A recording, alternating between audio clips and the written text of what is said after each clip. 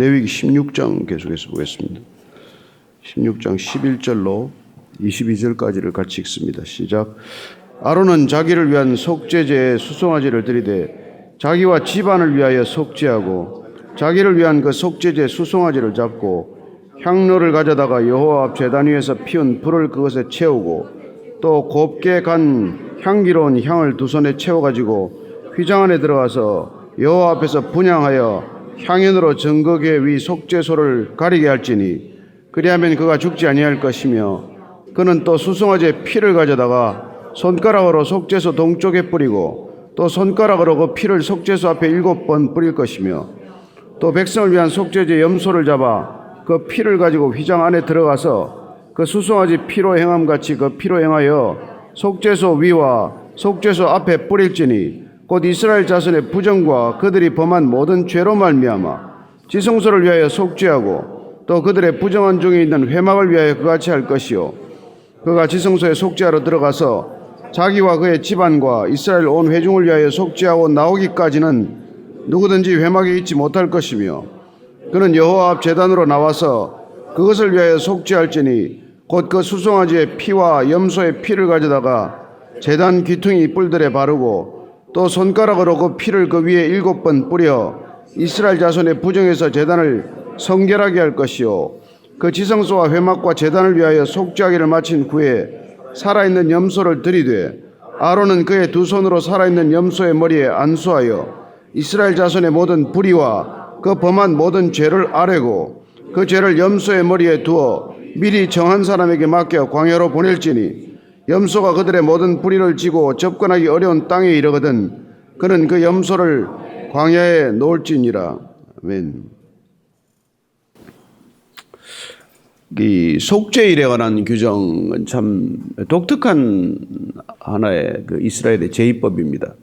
우리가 잘 아는 대로 이스라엘 백성들에게 있어서 이 제사 제도는 하나님의 선물과도 같습니다. 죄 문제를 해결하기 위한 하나님의 방식이죠. 따라서 이 속죄 제사라든지 이 제사를 통해서 하나님은 그들을 용서하기 위한 하나님의 특단의 조치라는 것을 알게 됩니다. 인간은 죄에 대한 심각성을 잃어버리지 않았습니까? 죄가 얼마나 심각한지를 인간이 모르기 때문에 그렇게 죄를 짓는 것이죠. 그리고 궁극적으로 그 죄란 하나님과 인간과의 관계를 끊어놓는다는 것을 쉽게 잊어버립니다.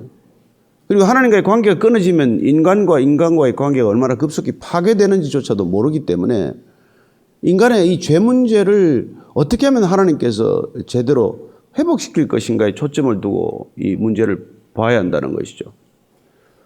우리가 이 어린아이들이 죄가 심각한 줄 모르기 때문에 죄에 쉽게 물들게 되는 것 아닙니까? 한번 술 한 잔 마시면 어때? 담배 한 대 피우면 어때? 마약 한 번 하면 어때? 거짓말 한 번 하면 어때? 한두 번이 무슨 문제가 되겠어? 그러나 그렇게 시작된 사실 이 빗나간 길들이 나중에 돌아올 수 없는 지점을 통과하게 되고 결국은 인생 전체를 파멸로 이끌어가지 않습니까? 죄란 보이지 않는 거예요. 우리가 죄 행위는 가끔 드러나지만은 인간의 죄 행위는 죄 의식에서부터 비롯되고 그래서 우리가 죄를 지어서 죄인이 아니라 인간이 죄인이기 때문에 죄지을 형편과 상황만 되면은 죄를 짓게 되는 거예요. 따라서 하나님께서는 이 죄를 반복해서 용서하시는 제사 제도를 통해서 인간이 죄로부터 돌이키기를 그렇게 갈망을 하지만 이게 잘 안 되는 거란 말이에요. 그래서 반복해서 제사를 드리게 된 셈이고 나중에 오늘 속죄 제사의 규정 중에서 가장 특이한 것은 뭐냐면 제사를 드리는 이 성전조차도 오염되어서 이 오염된 성전을 어떻게 하면 정결케 할 것인가 여기까지 이르게 된 것이죠.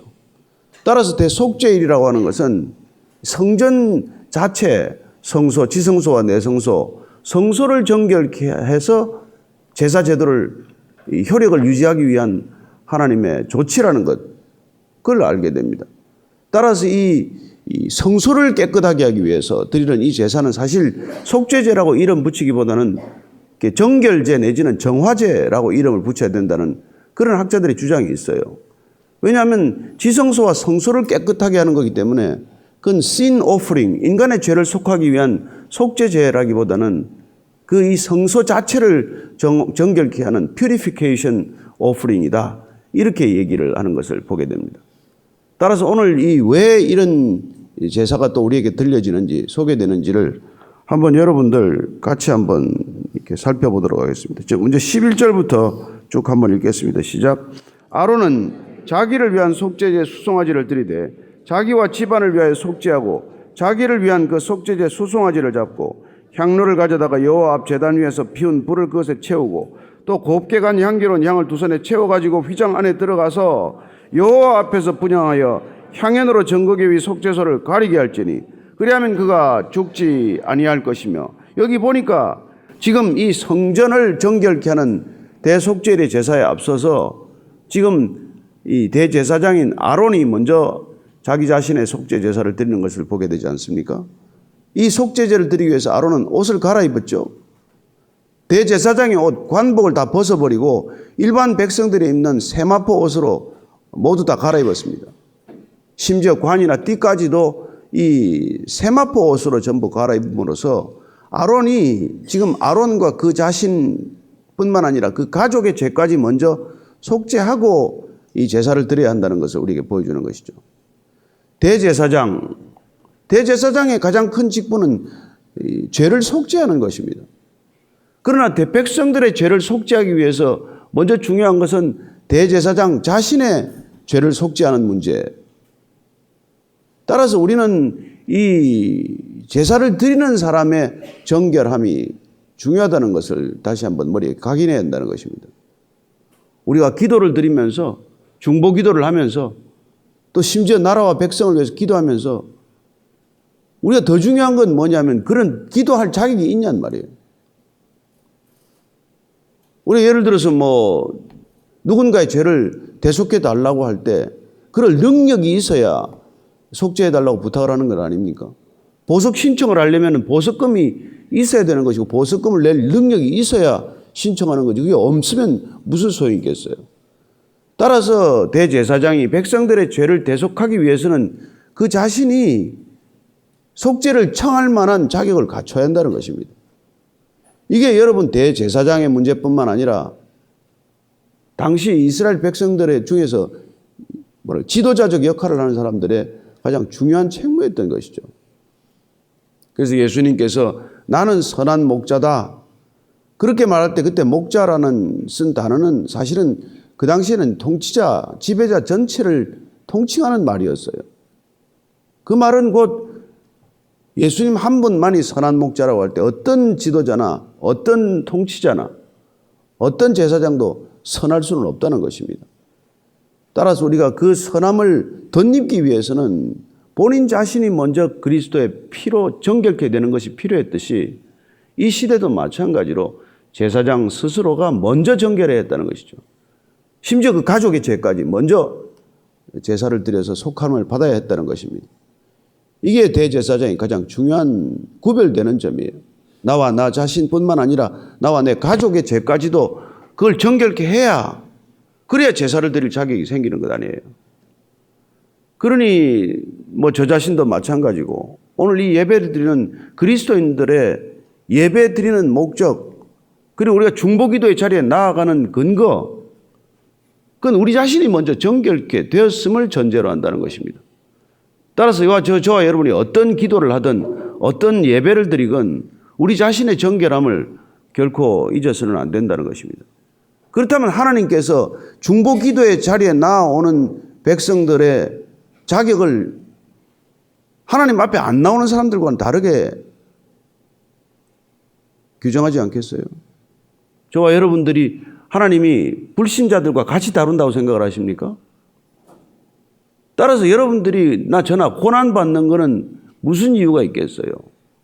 먼저 우리를 정확시켜야 깨끗게 해야 정결케 해야 그래야 누군가를 위해서 기도할 수 있는 자리에 나아갈 수 있기 때문 아니겠어요?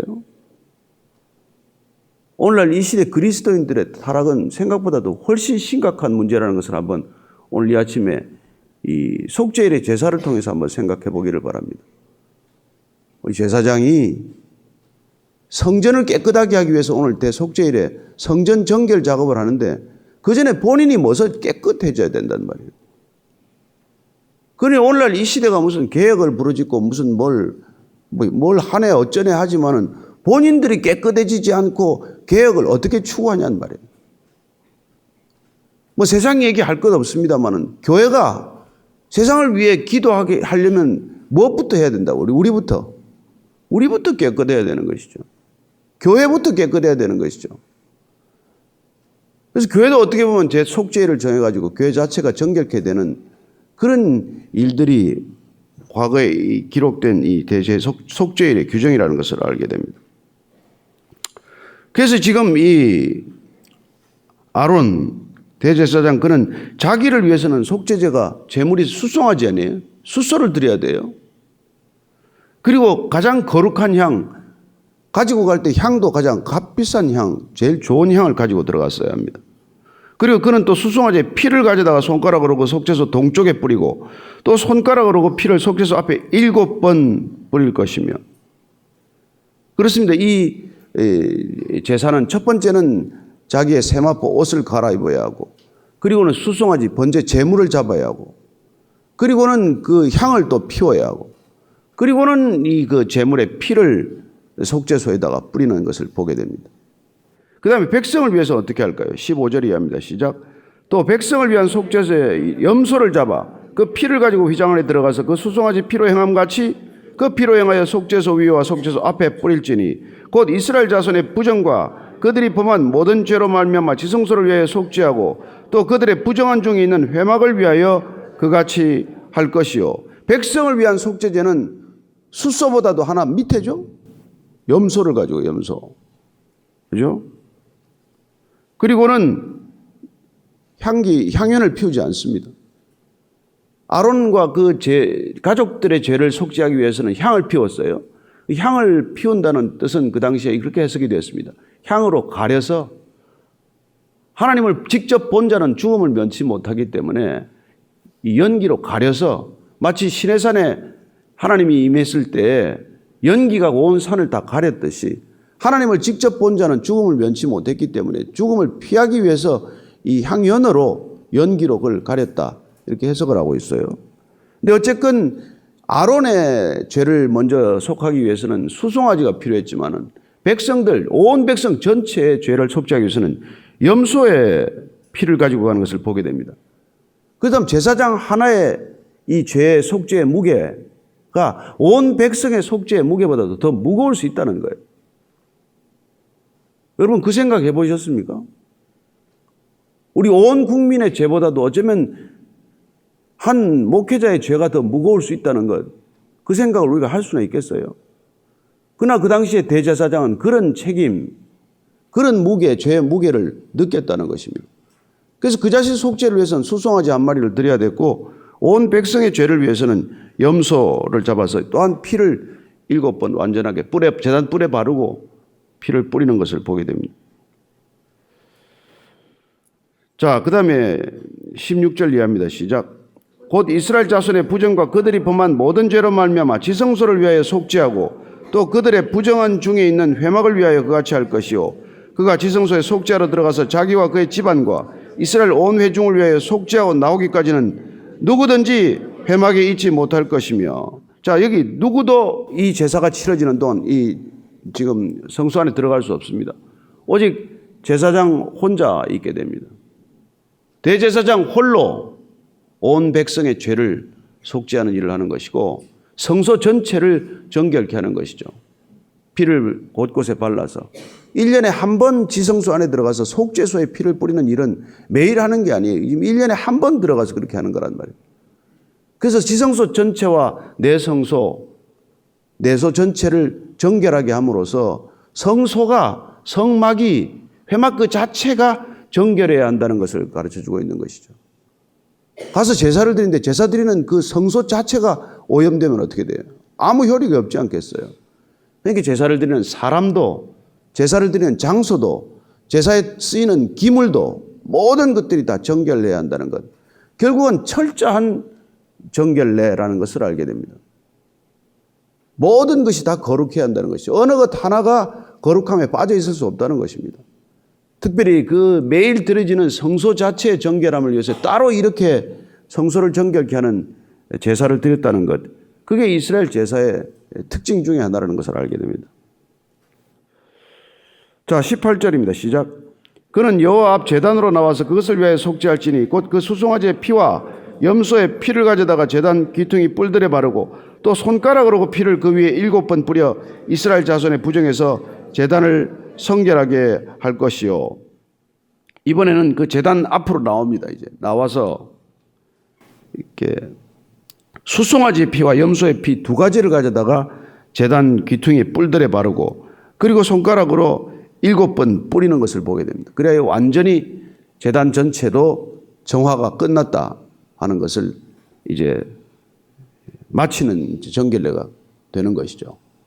따라서 오늘 보니까 이 자기 자신의 속죄제를 위한 것과 백성의 속죄제를 위한 것과 그리고 그 모든 피를 가지고 성소 전체를 깨끗하게 함으로써 이스라엘 제사 제도는 완성되는 셈입니다.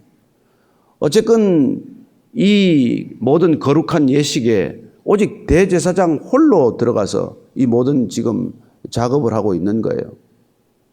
어쩌면 우리는 하나님께 나아갈 때 이렇게 홀로 나아가는 것입니다.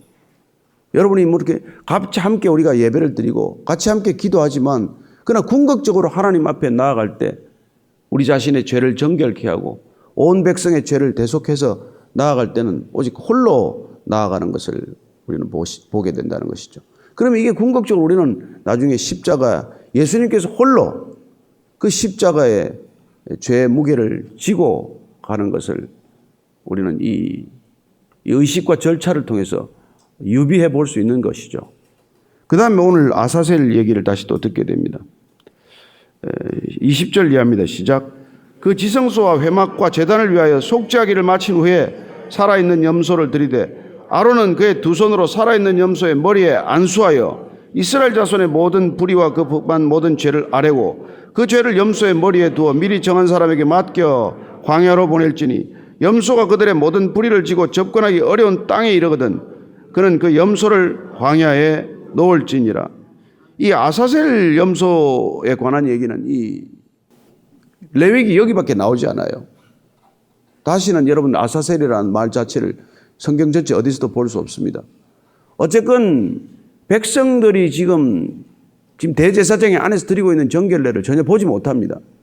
따라서 대제사장은 온전한 속죄가 드려졌다고 하더라도 어쩌면 백성들은 밖에서 무슨 일이 안에서 진행이 되는지 지성소는 한 번도 본 적이 없고 그리고 그들의 죄사함을 받았다고 하는 선언에도 불구하고 어쩌면 그들은 보지 못한 거기 때문에 궁금증만 더했을 수 있을 것이죠.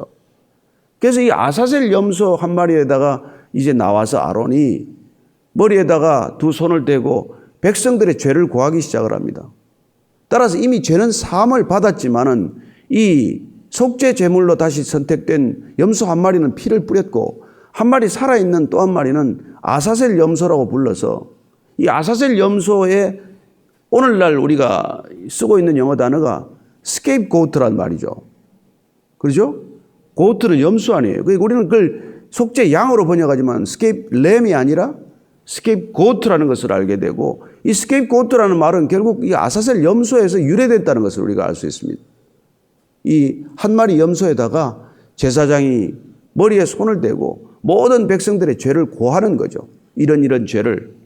그런 죄를 고함으로써 그 죄가 모두 이 스케이프고트에게 이 아사셀 염소에게 전부 전가가 됨으로써 그 죄를 이제 다 염소가 짊어지고 미리 준비된 사람이 이 염소를 끌고 이제 광야로 나가게 됩니다.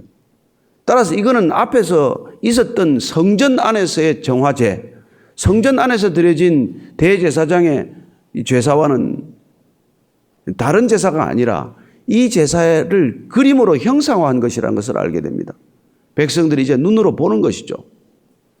성전 안에서 일어난 일은 하나도 볼 수가 없었습니다.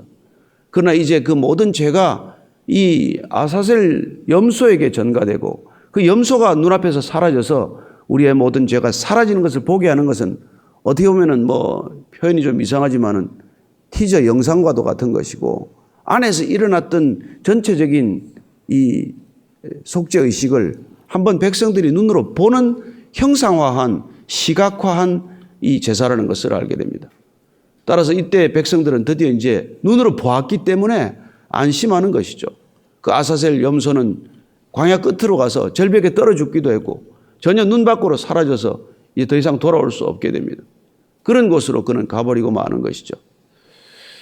우리는 이런 일들을 통해서 우리의 죄가 사라졌다는 것을 믿었지만은 그러나 반복해서 해마다 이 7월 10일 날 이스라엘력으로는 7월 10일 날 이 제사를 계속해서 드렸던 것이죠. 그리고 예수님께서는 이 스케이프고트의 모습으로 이제 온 것이죠. 따라서 우리가 세상 죄를 지고 가는 어린 양이다 라고 세례 요한이 말했을 때 그분은 속죄할 이 아사셀 염소와 같은 모습으로 오신 것이고 그분은 성문 밖, 영문 밖에서 십자가를 지셨고 모든 죄를 홀로 지심으로 그분은 대제사장의 역할을 산 대제사장이 산 제물이 됨으로써 우리의 모든 죄를 속했다. 그게 우리가 믿음의 근거가 되는 것이고 이제는 지성소를 향해서 우리가 언제든지 나아갈 수 있는 그런 존재가 되었다는 것입니다.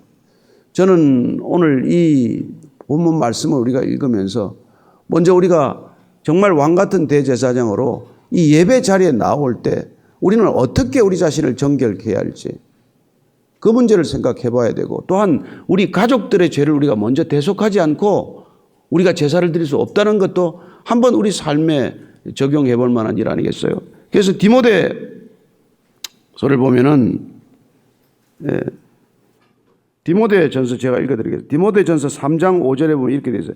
사람이 자기 집을 다스릴 줄 알지 못하면 어찌 하나님의 교회를 돌보려. 이게 대제사장이 자기 속죄를 하고 제사를 드려야 했던 것과 마찬가지란 말이에요. 자기 집을 다스릴 줄 못하면 뭔데 어떻게 교회를 섬기겠냐. 그러니 여러분 교회 와서 산다. 왜 누가 와서 교회 와서 살으라 그랬는데.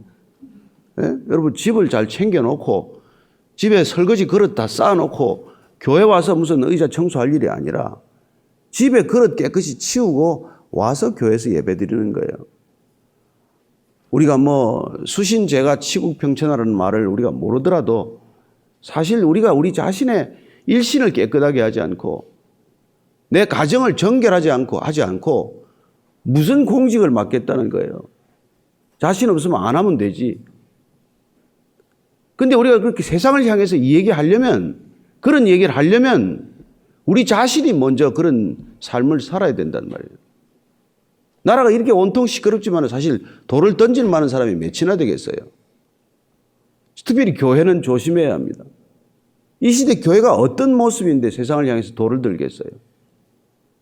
무슨 기도할 자격이 있다고 세상을 향해서 기도를 하겠어요? 저는 오늘 우리가 이 어려운 시대를 살아가지만 모든 문제가 복잡하면 복잡할수록 뿌리부터 시작을 해야 돼요. 바늘을 아무리 바쁘다고 허리에다가 실을 꿰어 쓸 수 없지 않습니까? 저는 교회가 먼저 정결해야 된다고 말하는 사람이고 아니 교회가 정결해야 된다라고 그렇게 설교하기 전에 목사 자기나 정결할 일이고 자기 가정이나 깨끗하게 할 일이에요. 거기서부터 시작이 돼야 한다는 것입니다. 그러고 나서야 무슨 나중에 백성의 죄를 대속하든지 나라와 민족을 위해서 기도를 하든지 오늘날 우리 기도가 아무 능력이 없는 까닭이 뭐예요? 우리 죄도 하나 제대로 속하지 못한 주제에 누구를 위하여 무슨 기도를 하겠습니까? 저는 오늘 다시 한번 우리가 이 대속죄일의 정신을 살펴보면서 우리가 각자가 저부터 한 사람 한 사람이 어떻게 이 시대에 그리스도인으로 살아갈 것인가.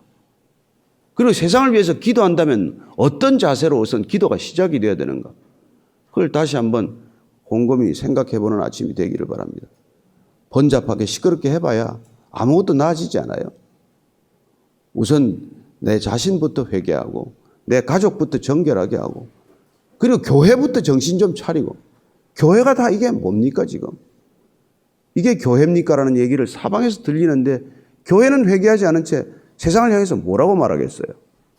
오늘 다시 한번 우리가 기도할 때 하나님 정말 아사셀 염소가 되신 우리 예수님 죄를 지고 영영 떠나면서 나의 하나님, 나의 하나님, 어찌하여 나를 버리셨습니까? 그러고 광야로 가버렸듯이 우리는 이제 그분의 피로 정결케 되었는데, 하나님, 날마다 그 피로 정결케 하여 주옵소서. 거룩하게 하여 주옵소서. 그리하여 깨끗해졌을 때 세상을 위하여 기도하게 하여 주옵소서. 내 죄를 안고 세상을 위하여 기도해봐야 아무 능력도 없음을 주님 고백하오니 먼저 정결케 되어서 이 세상을 향한 기도가 능력이 있는 기도 되게 하여 주옵소서. 한번 그렇게 기도하겠습니다. 하나님 아버지, 단 두세 사람이라도, 단 한 사람이라도 이 예루살렘 땅에서 하나님의 뜻에 합당한 사람이 있다면 예루살렘을 용서하겠다고 하셨습니다. 오늘날 이 땅에 우리 한국 사회에 단 한 사람이라도 의인이 있다면 이 사회를 고쳐주실 줄로 믿습니다. 하나님, 먼저 왕같은 제사장으로 부르신 우리가 모세가 세마포 옷으로 갈아입고 속죄제를 드렸듯이 우리 또한 평범한 옷으로 갈아입고 속죄제를 드리고 모든 사람들과 같이 속죄 제물 되게 하셔서, 하나님, 정결한 제물 되게 하셔서 세상을 향해서 속죄할 수 있는 거룩한 능력을 갖게 해 주옵소서. 교회가 이 세상을 위하여 중보할 수 있는 능력을 가질 수 있도록 주님, 우리를 정결케 해 주옵소서. 우리가 먼저 회복되기를 원합니다. 우리가 먼저 정결해지기를 원합니다. 하나님, 거룩하게 하소서. 하나님 아버지, 교회가 먼저 거룩하기를 원합니다. 정결한 교회가 되게 하여 주옵소서. 정결한, 거룩한, 깨끗한 그리스도인들 되게 하여 주옵소서. 그래야 세상 죄를 지고 가는 어린 양처럼 세상 죄를 지고 정말 이 세상을 떠날 각오로, 죽음을 각오로 기도할 수 있는 그리스도인 단 두세 사람이라도 이 땅에 있다면 주님, 이 땅을 고칠 줄로 믿습니다. 하나님, 먼저 제물될 각오를 하게 하시고, 먼저 제물될 결단을 하게 하시고, 그리고 제물된 기도를 드리게 하여 주옵소서. 이제는 십자가에서 온전한 제물이 되신 우리 구주 예수 그리스도의 은혜와 아버지의 사랑과 성령의 깨닫게 하심이 오늘 거룩한 제물 되기로 결정한 이 자리에 고개 숙인 산 제물들 위해 지금부터 영원까지 함께 하시기를 간절히 축원하옵나이다. 아멘.